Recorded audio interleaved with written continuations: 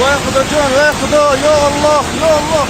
O'zbekistonda yog'ingarchilik va sel oqimlari kuzatilmoqda. 2026-yilning 1-2 may kunlari mamlakatning qator hududlari, xususan tog'li va tog' oldi zonalarida kuchli yog'ingarchiliklar va sel oqimlariga hamyurtlarimiz guvoh bo'lishgan. Ijtimoiy tarmoqlarda tarqalayotgan video lavhalarda esa ayrim qishloq joylarni sel olayotganligi va kuchli yomg'ir suvlari yuvib ketayotganligi ham aks etgan. Natijada ayrim joylarda qisqa muddatli sel oqimlari yuzaga kelgan. Surxondaryoda 2-may kuni ertalab Boysun tumanidagi Chilonzor hududida ham sel oqimi kuzatilgan. Shuningdek, kunning ikkinchi yarmida Sherobod tumanida joylashgan gidrouzelga 60-70 metr kub sekund atrofida yomg'ir suvlari kelib tushgani qayd etildi.